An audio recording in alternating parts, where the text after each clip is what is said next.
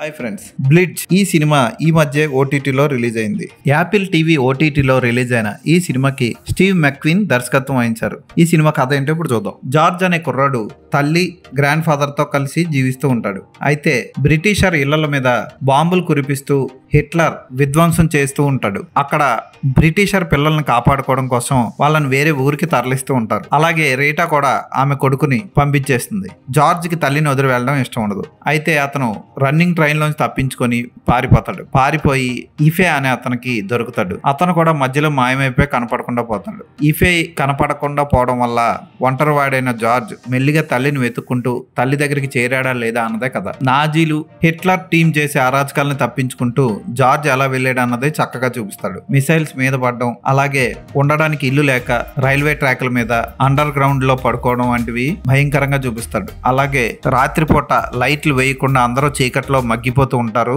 ఆ టైంలో బాంబు పడి కూలిపోయిన బార్లో శవాలుగా పడి ఉన్న వ్యక్తుల దగ్గర నుంచి వస్తువులు దొంగతనం చేసే ముఠాకి దొరికి జార్జ్ ఎన్ని కష్టాలు పడ్డాడు అన్నది కూడా చూపిస్తాడు.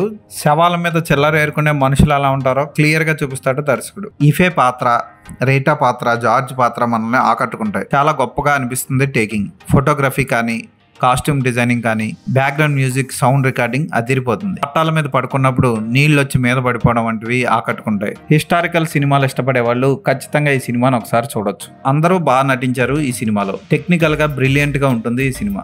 ఈ సినిమా ఇంగ్లీష్ లో మాత్రమే లభిస్తుంది. ఈ సినిమాకి నేను ఇచ్చే రేటింగ్ 3.5/5.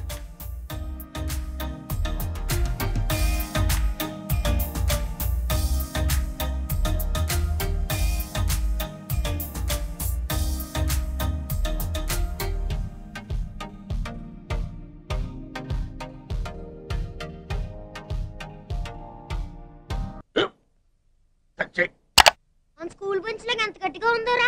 కొట్రా, కొట్టు, పర్లేదు, కొట్టు. బాబాయ్ ఏంటి నువ్వు కొడతావా? కమా బిట్ మీ యార్.